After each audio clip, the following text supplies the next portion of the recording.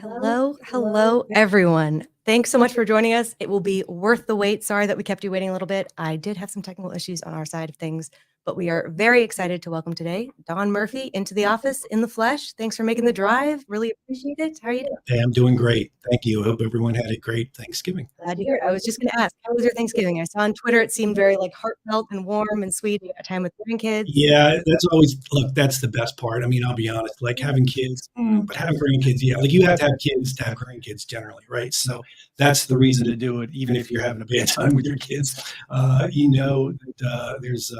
There's better times ahead. Yeah, I always heard, I don't know what the idiom is, but it's something about grandkids are the reward for having kids or something which is tough, but whatever, Yep. very sweet. I let my 4-year-old grandson brush his teeth in the tubby. So that was something that he had to rat me out. So I'm not sure when I'll get to do it again. So, but it was all worth it. That's what grandparents are supposed to do. A little bit of spoiling, a little bit of bending the rules. So that's fair enough. All right. Well, thanks for joining. I'm glad that you had a great Thanksgiving. Everybody out there, of course, I hope you had a great Thanksgiving as well. We're excited to dive in and kind of talk a little bit about the political side of things, what you are seeing on your side. You are very active, very boots on the ground, which we totally appreciate because all of your updates are super valuable. So if anybody out there has questions, we'd love to answer them. But I think we're just going to kind of go through. I would love to kind of start with kind of an overview of where you think politicians' heads are currently. What's the temperature check on things? I think last time I heard you on a Spaces, it might have been like a month or two ago. You were saying you felt very optimistic about where we were. But has that changed? It's okay if it has. What's your temperature check? Yeah, I got to be honest. That war in the Middle East has really put a damper on safe banking and really anything that has to do with cannabis. It's just, and from a personal perspective, it's very difficult for me to run around talking to senators about cannabis banking when we've got this horrible situation in the Middle East going on. It's just it makes you question your priorities. Right? It's not my first priority. It shouldn't be yours, and it certainly is not Congress's first priority. I really support safe banking more because it normalizes this whole industry for the benefit of patients first, consumers second, and the industry that serves them third. That's what I want. That's what I'm hoping. And this is about incrementalism. This is not a big deal in the big picture, right? A lot of folks just don't get excited about safe banking. The advocates don't. Even the industry, I kind of question whether they really care that much. They really care about 280E, but I don't see 280E going away without safe banking, at least in the legislative process. Certainly, if the DEA comes down and moves cannabis to Schedule 3, that would certainly change things, and that would be terrific. I work on the legislative side more than anything, so I don't have a lot of input into any of that. Yeah, that's very fair. I feel like we are also seeing on a state-by-state level, some states kind of giving some relief on the 280E front, but ultimately you're right. I think having some broad legislative changes would be more key. On the Israel-Palestine conflict, very complicated, obviously, and don't see that resolving very quickly. So I'm guessing that is taking the huge priority for politicians right now. Is that pretty much? That's exactly right. I will say this, though. So many of these things are intertwined, and part of this has to do with president's polling. Which is really bad among those of the younger side, right? Under 30, we'll say. And they do not like the way he has sort of backed Israel to the extent that he has. They don't like that at all. And the president is losing those voters. I don't have to tell you this is going to be a close election. The last one was close. The one before that was close. This could come down to those votes, either not showing up or showing up and actually voting for someone else, a third party guy, or not voting at all. That's a problem. And I think the president needs to do something to get those folks back, to get them in his column, to make them excited. Honestly, I don't think they're excited about safe banking, so that's not going to do it. It's going to have to be more than that. Even a Schedule 3 may not be enough. They shrug their shoulders and think, oh, yeah, my state already has medical, already has legal. Like, what do I care what the federal government's doing anyway? No one else seems to care. So why should they as voters care? But the president's going to have to do something to motivate and energize that base vote of his. Yeah, I do also wonder how closely people outside of our sort of general group are following it that closely. I know people are obviously tracking when states allow medical or when they allow recreational, just because it is very much around them, very present. But in terms of the banking system and those issues and things like that, I wonder how much those actual citizens understand and know what's going on and the problems that I think. Yeah, less. I'm not a big fan of polling because most of the polling doesn't exactly reflect what happens at the ballot box. We could talk about that if you wanted to. But if you did a poll of folks and you said, hey, what do you think of safe banking? They would know what you're talking about. Yeah. Like 95% of them would not know what you're talking about. Yeah, that's fair. Okay, well then, in terms of Biden trying to win stuff back, is there any pressure coming from the Republican side of things? I know you were at the convention a month ago. What was that, a month ago? The debate down The in debate. Florida. Was there anything there in terms of like the Republicans, any of them potentially being able to put pressure on him by embracing sort of the issue a little bit? Well, I think candidate Ramaswamy was pretty good. He could have been good. He could have vocalized his support for this, but he went off and did the wrong thing. He lives in Ohio. He voted no in Ohio, and I questioned him at the debate about that vote. He had a very interesting answer, and his answer made some sense, but his answer basically was everybody should be arrested until no one is arrested, right? Like we should not pass this at the state level until the federal government changes things. So when he's president, I expect he'll do great things, but I don't think he's going to be president. So that's sort of like Yeah. the catch 22 Yeah. with respect to him. Okay, fair enough. So not really so much pressure coming up from that side of things in general. No, It's really more just and primary voting Republicans do not care that much about legalization, if at all. Like they tend to be the ones in the no column. If you poll them and you find 50 or 60 or 70% support legalization, it's the 30 that don't that vote in Republican primaries. And most House members have to win a primary. Most senators don't have to worry about winning a primary. The incumbent senators don't. If you're running for Senate, you do. But you're not going to get up on the debate stage and say, I support safe banking. Nobody's going to care. Sure. At least not enough people are going to care. Is there a way to frame it though? Because I've heard a lot about the sort of job creation perspective and sort of putting it in ways that I think a lot of Republicans, young and old, do appreciate and really like. And at a time, I think where people are looking for jobs, are looking for income, are looking for all of those things, that could lead it in some way, or is it still just what's sort of the hang up still with? Well, look, I think for Republicans, the best tactic is to do what a Rand Paul or a Mike Lee would do. They would run against and rail against the federal government in general, and say the government doesn't know what it's doing. It didn't know what it was doing on COVID. Why would we think and subject ourselves to federal government intervention and rules and regulations and laws about cannabis when it comes to employment? Mhm. There's a bill that says, hey, if you had a prior use of cannabis, Mhm. right now you don't qualify for a federal job. Somehow Elon Musk, God bless him, is a huge federal contractor. He can smoke cannabis on Twitter or X or whatever it is now. He can do that and get away with it. But Johnny who used cannabis in high school or college or whatever applies for a federal job. They ask the question, not only can he not get a job, but he can't get a firearm. Like those are the things Republicans should be talking about. Safe banking for Republicans is not about banking cannabis money. Mhm. It's about fixing Project Choke Point, giving gun owners the right to use cannabis or cannabis patients to have firearms and maintain their Second Amendment rights. That's what I would talk to Republicans about, and that's what I do almost every day on Capitol Hill when it comes to Republicans. Yeah. Do they seem more receptive? Again, I think coming from a fellow sort of Republican, that's got to be easy to speak sort of the same language, see the same points. You really are able to understand where they're coming from. Yeah, even the most ardent prohibitionists on Capitol Hill, when you talk to them about Project Choke Point, about the Second Amendment, about ATF Form 4473, used to be a line 11E in the bold print, which says, hey, if you use marijuana, even in a legal state, you lose your Second Amendment rights here. So yeah, that's something that those Republicans go, you got me. Yeah, I'll look into that. Okay. Well, again, it's good to keep it on the radar and again, present it to them in a way that makes sense, which is fantastic. Anything else that sort of has your eye? I know we were talking a little bit earlier in the pre-show. I know the speaker has been a big problem, kind of. I don't know. Is there any updates there? Is it possible it gets changed over again? Do we get a shutdown? I don't know. What's going on there? Yeah, well, there was all of that, right? It was not just the war in the Middle East, potential shutdown. We're going to continue to have that sort of plot along. The next one is the middle of January, I think. Back a year ago, I wrote a top 10 reasons to be bullish on safe banking. I'm still bullish. Now, we don't have the same speaker we did. The prior speaker, Kevin McCarthy, had voted not once but twice for safe banking. So not only was he not a problem, we had every reason to believe he would move that along.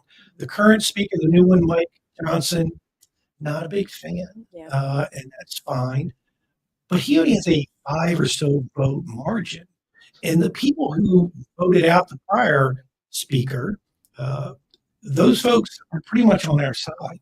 So I don't see the new speaker wanting to do anything that gets in the way, that causes problems, that works against anyone, right? Like, will he vote for it? No. Will he stop it? I don't think so. Our problem right now is getting a vote on the Senate floor.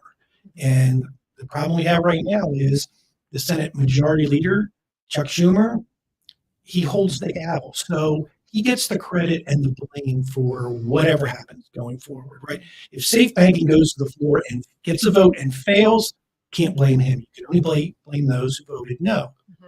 But if it doesn't go to the floor, that's on him. So until that happens, all of the cards, he holds all the cards. I know he wants it. I keep hearing from various factions and sides. He wants this, but he wants it his way. And his way is loaded up with a few things that are not going to pass the House. So how that goes about, I don't know. One of the reasons we can't get a hard, firm number of who's going to vote how when this is all done, because we don't know what it's going to actually end up looking like. We don't know what amendments are going to be on it, what amendments aren't going to be on it. We're going to have Republicans who will say, I'll vote for a clean bill, but if you load it up with a bunch of ornaments, not going to do it. And you're going to have Democrats that are not going to vote for safe banking because it doesn't go far enough. Now, I don't believe they'll vote to filibuster. We have the votes to bring this thing to the floor and get more than 60 votes to pass a filibuster threshold. That's not the problem. The problem is the goalposts seem to be moving, and now Chuck Schumer says we need 3 or 4 votes, new Republican votes. I don't know where that came from. I don't know why. Okay, I feel like, I don't know, from the last time and him trying to say that he would lay himself down and all these different things, but you're right, trying to kind of add some bells and whistles, I guess, to the bill. Do you think that he's not learned his lesson, but basically would trim it down slightly? Is there any amount? Well, he's going to have to, right? Because now that there's a Republican House, the House is only going to agree to so much. If I had my way, I'd have the House roll this bill now, right? I didn't think the House should do anything for the first 8, 9, 10 months for a year. But I think we're at a position now where the House could put safe banking, Dave Joyce's safe banking bill, up for a subcommittee hearing. It could go to the full committee for a vote, and it could be incorporated into some other bill and send it over to the Senate and say, look, don't blame us, right? This is a blame game thing going on, right? Like the Senate Chuck Schumer wants to blame Republicans. Well, put it on their desk, put it in their court, and then see what happens. But until then, it's all on you. Yeah. Okay. I'm not ready for it to be again. I feel like I'm going to be disappointed again. I don't know. Okay. What's your confidence score this time around? It seems lower, higher. Wait, so lower, neutral, or better? It's actually higher than it was in January when I wrote that op-ed, because we've actually had a hearing in the Senate, right? Okay. If we were sitting here on the eve of December and we hadn't even had a hearing in the Senate, I'd say, man, and I would put it all the marbles on Democrats, right? Right now, it's a little unclear, right? Because everybody's trying to point fingers and blame everybody else. But until we get to the middle of the spring, I'm not too worried, right?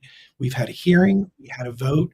It's in the hands of Chuck Schumer to bring it to a vote, and when that happens, I believe it will pass. It will go over to the House, and they'll adopt or just slightly modify whatever the Senate passes. Because remember, the Senate can't pass anything too crazy because Republicans would filibuster. They're not in a position to want to do that. They want to get this thing done. And they don't want to get it done because, it's an election year gimme. It ain't going to be on anybody's literature. It's not going to be on any commercials. It's not going to be on anybody's talking point list.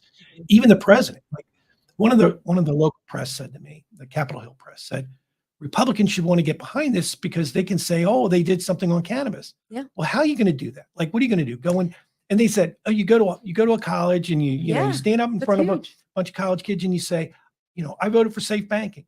Okay. So what's the first question? Well, where are you on legalization? Oh, I'm Yeah. not for that. Oh, you're done. You're dead to me. Sure. Right. Nobody wants to bring this up on either side because Okay. if you're a Democrat, it doesn't go far enough. If you're a Republican, it still doesn't go far enough for those people who really care about it, who will bring that question up. In debates, nobody's going to bring that question up. The press never brings it up, even in Democrat debates. The only time that question ever comes up is from one of our social media partners. That some young person Yeah. says, "Well, what do where are you on cannabis?" But journalists, those who make it to the debate stage, those debate moderators, Never gonna touch it. it's not serious enough for them, Yeah. right? It just isn't. And I hate to say that, when you have hundreds of thousands of people in this country being locked up, this war on drugs and war on drug users and all that. Like, couldn't we spend a little bit of time, just one segment, Yeah. one little question when we bring up opioids, when we I bring was up yes. fentanyl? Yep. It was an opportunity for Ramaswamy to bring it up and say, hey, this is why we should legalize and end federal prohibition, let the states do this because, this ain't your grandfather's cannabis. Yeah. This ain't your grandfather's pot. All the more reason you shouldn't buy it in a baggie from some guy on the corner you don't know, right? That's what I tell all these members who bring this up. It's a simple answer to the problem, that they want to say is a problem. It's not a problem. The federal government's a problem right now. Yeah. That's always a thing that I've never fully gotten. I know it has that goofier side, like you're saying, the 60s or whatever, it can be that, but it is a very serious topic and it does tie into a lot of current problems, like you're saying, the opioid crisis, again, jobs, crime as well, honestly, with a lot of, the safe banking issue, I think in general. So I don't know. Is there any way that we get from here to having it more taken seriously? Or is it just one of those things where things are probably going to move ahead and it's just not going to be a talking point? Honestly, it's one of the reasons I spend as much time, almost, 3 times a week. When Congress is in session, I'm on Capitol Hill talking about it. Suit and a tie, not your typical stoner activist type, right? Sure. Not in a mean way. And they got us perhaps where we are.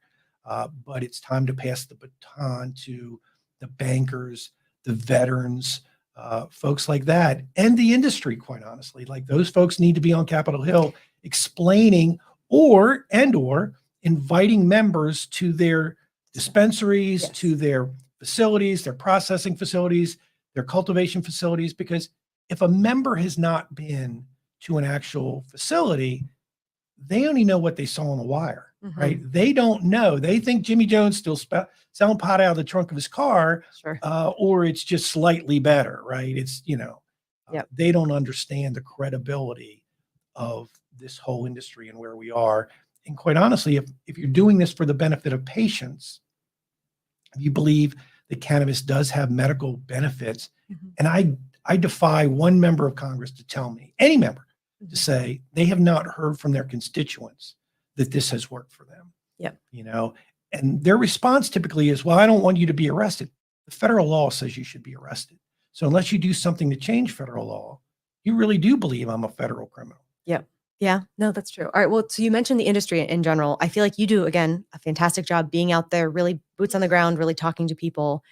And they're doing some lobbying too, to some degree. But is there anything that they should be doing? Would you be a good conduit for some of the industry to come together and kind of, make that case, open that invitation? Because I think it's getting access, right? Is the hard part to some degree. The access is actually fairly Easy? easy. Okay, If you yeah, I just guess show so. up. I Yeah, mean, okay, they're walking from here to there. Yeah. I don't spend $1,000 a head to go to these fundraisers. I'm a nonprofit guy. And I don't do this for the benefit of the industry. I'm funded through nonprofit advocacy, philanthropy. But here's the problem. Right now, for members of Congress, there's not a lot of upside, right? Our opposition is taking a stick to our friends, and the industry is doing very little to defend them. If you're a sponsor of safe banking, you've got to ask yourself, why am I doing this, right? Because the opposition comes out opposed to you. The proponents, the industry has done very little to defend you. And I've seen this happen more recently. The other thing is we have so many members who will say dumb things like, cannabis is a gateway theory, or They Right. put in bills to stop pot, the Stop Pot Act, Mhm. and there's no recourse. There's no retaliation. There's nothing that happens to push back against that. The industry needs to do more of that. They need to take care of their friends Mhm. and go after their foes. Mhm. That's what our opposition is actually doing. Mhm. When people ask, well, who's in the yay column for safe banking? I don't want to say it publicly, because unless a member has gone public, if I were to say, Senator Smith or Jones, I shouldn't say Smith because Smith is a real A real member, person? Oh, but no. Senator Jones Sure. used to be a real member. He's Oh, not anymore, from Alabama. good Is memory. supporting safe banking, or has told me he's for safe banking, or I have him in the likely column or the yay column. Our opposition will unload, and then they get all weak-kneed, and then Mhm. they don't even want to come out and say anything. So that's why I don't want anybody to know who's in the yes column, who's in the no column, because it's just Yeah. there's no benefit to that. Okay, interesting. Well, at least if they can operate in that privacy and it is able to work and get across, then that's fine, and not get access to be kind of beat down, which is tough, like you're describing. Out of curiosity, when you're out walking around, what's your step count getting to? I feel like it's got to be super high. I don't check anymore. I did Uh, have a reporter follow me around one time, and she looked at her, because I yeah. have not been doing that, right? Mhm. She looked at her step count, and because her step count said, you've doubled your normal, Oh, like you exercise steps, need to yeah. change your goal. Oh, yeah. And it was 2 o'clock. Ooh. It was not even like, oh, it's Yeah. not even time to go home. And Uh-huh. I'm going to go walk the Cannon building. Yeah. So, yeah, I will admit, when I get home, I just crash on the Zonked. couch. Yeah, that's I'm on the totally couch. I'm watching whatever Hallmark movie my yeah. wife wants to watch. I'm like, whatever. Sure thing. I'll That just sounds good. lay here. Just don't ask me any Maybe questions. that's a key to a happy marriage. She gets to pick the movie because you're zonked out on the couch, She and I gets feel the like it works remote. out. Yeah. Yeah, that's good stuff. All right, very cool. Well, again, hopefully we'll be able to get out there with you guys or with you at some point and like, walk around, check it out, see what you're doing as well. All right, I'm seeing a question come in. Let me see if I can get to it really quickly. Let's see. This is from Matthew. Thanks for asking. He also meant to say Don. He corrected himself later. He was saying, would a reschedule bypass both houses and legally allow MSOs financial assistance and provide safe harbor to allow big money and uplisting to occur? I guess that's not real. I guess it's more of a question of we'll see, right? I think it's not automatic uplisting. It's not automatic. Yeah. Look, Takes time. I got to be honest. It's out of your, yeah, This is not my lane at all. yeah. Totally fair. I think that would be great for the industry, and more importantly, from my perspective, great for the customers they service. Right. I actually believe that a free market, or a uplisted market, if you will, Mhm. makes for more efficiency, Yeah. and ultimately lowers costs for patients and consumers. Mhm. Those who can scale will do well. Those who can't, they'll have their boutique cannabis. That's up to them. I imagine, 20 years from now, this will be much like craft beer Yep. in the industry, right? There'll be the Budweisers, there'll be the Miller Lights, and then there'll be all the craft stuff. Mhm.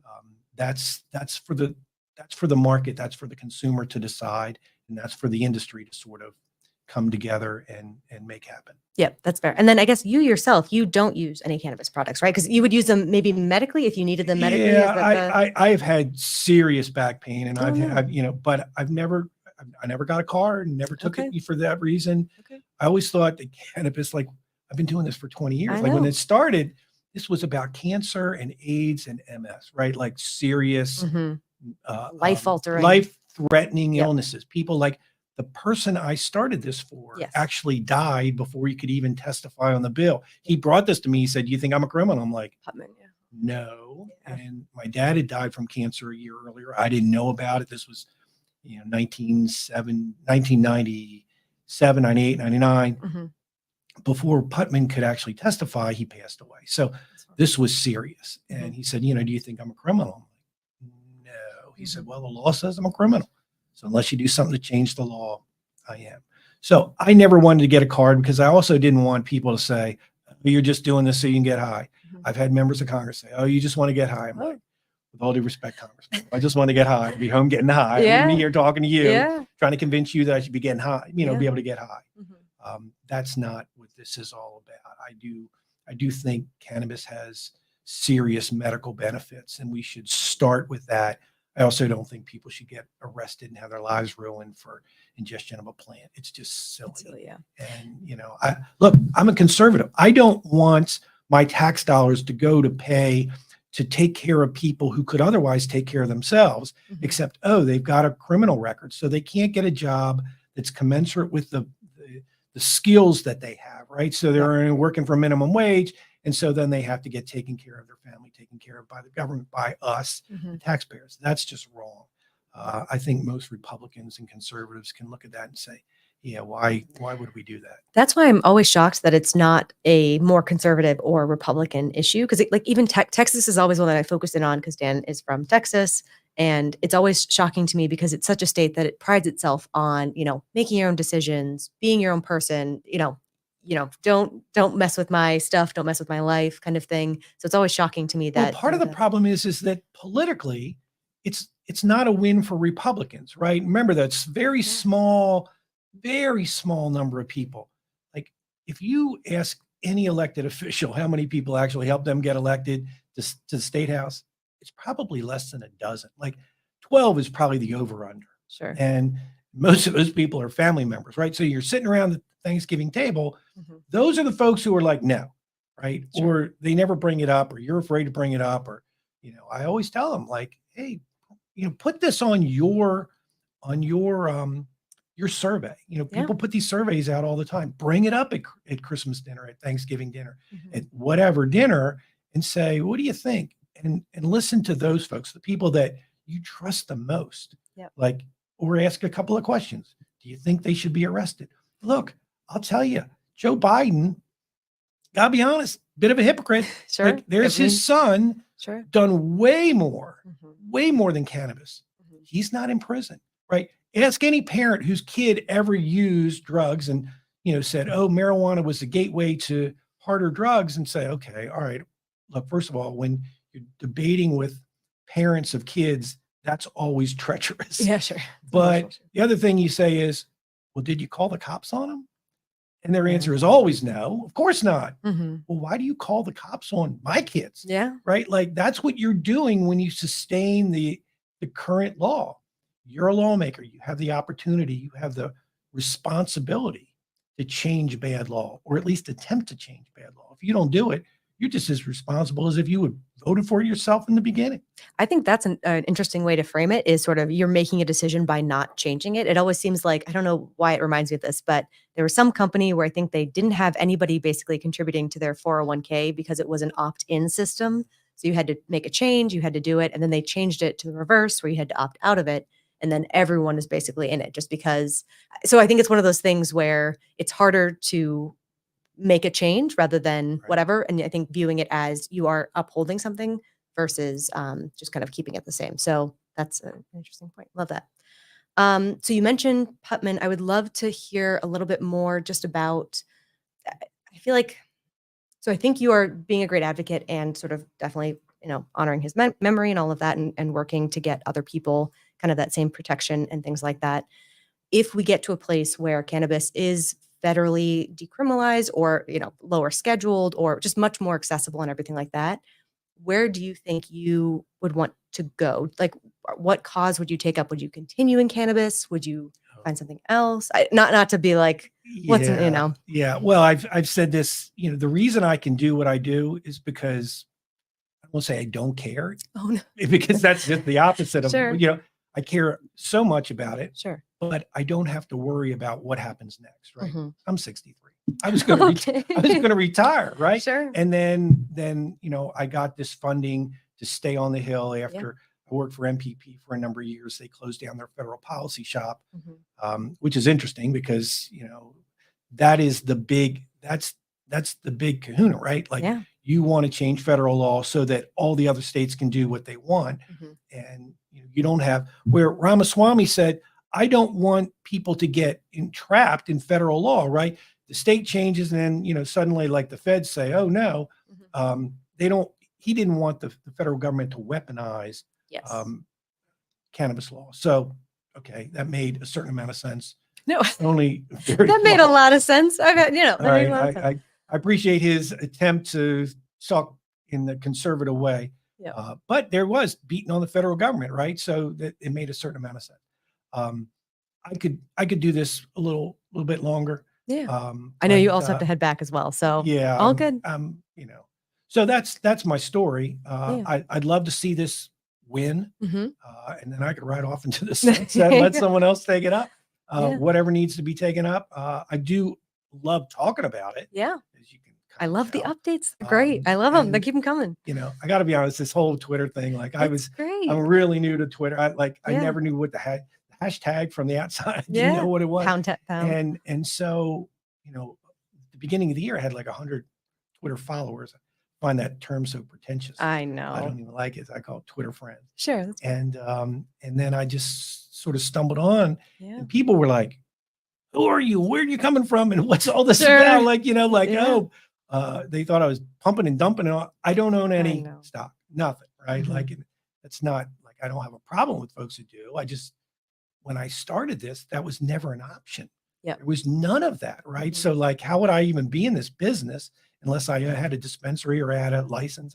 Yeah. Which is, look, we can talk about the whole equity thing, Mhm. contrary to what you might believe or visually see. I actually qualify as Oh. an equity applicant in Maryland. Go Oh. figure. They've twisted themselves into knots to make equity so possible for so many people. Okay. And the way they had to do it was based on what college you went to. And I happened to went to a college that 40 years ago, maybe not the case, but now has a lot of Pell Grant recipients. So that qualifies. So I Huh. looked up and all of a sudden I'm like, oh, I could own a shop. There you go. Nope, don't want to do that. That seems stressful, especially right now. I mean, maybe, whatever, but okay. Very cool. Yes. Also, thank you so much for all the work that you do. It is fantastic. How are you finding the community in general? I know it's a mix, like you're saying, some people will be very antagonistic in some ways, but I think there's a great portion of people who are super nice and sweet. Yeah, I wouldn't be like doing this on social media if I didn't find 90+% are great. And Yeah. the few that are bad, I just have muted. I'm like, Yeah. I can't, Yeah. knuckleheads. Yeah. And you know what? Like, you don't even have your real name. So, like, True. if you really believed in this stuff, put your real name out there and then we can like have a conversation. But if Interesting. all you want to do is blame everything for everybody for everything and question everyone's integrity. I don't question your integrity, don't question mine. It's just that simple, right? I'm Yeah. not doing this for the money. Yeah. And I kind of wish I was, but I'm not. It's easier that way. It just is. Keeps it Look, clean. I had a 30-minute sit down with a senator. Yeah. First question he says, like, what's your angle? Like, why are you doing this? Like, Ah. like the assumption was I was doing this for my own financial benefit, right? Yeah. And in a lot of ways, like one day my grandkids, when they grow up, they'll be like, God, Pop was an idiot. Like, why do you buy any of this Oh. stock? It's just easier. Yeah, it's a way to And, keep it clean. one day I'll look back and I'll be like, but a lot of folks are looking back on, man, he's a brilliant. I was gonna say, yeah. He knew what he was doing when he didn't get in. Like, look, Yeah. I hear all the hype. I mean, I hear it. Like in a lot of ways, people think I'm hyping this stuff. Mhm. I'm just telling you what I'm seeing. Yeah. And from an angle that no one really gets to see. If you're 1,000 miles away, you don't have the ability to come to Capitol Hill and see these things. I do. I see some bad things, but then I also see the silver lining in those bad things. For example, when 14 Republicans sign a letter to the DEA that says, Yeah. hey, don't reschedule, I'm like, wow, only 14? Oh, okay, yeah. And of the 20 doctors in the House, not one of them co-signed.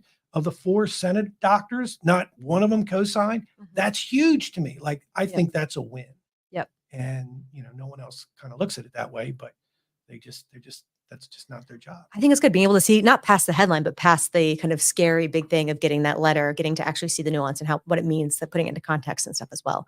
All right. So sort of final, I know we're wrapping up. I know you got to get back as well. I did want to hear your thoughts on, I feel like, again, more states coming online, all that stuff. How much does that play into tipping the scale and kind of building momentum? I know Ohio, more technically mixed swing state.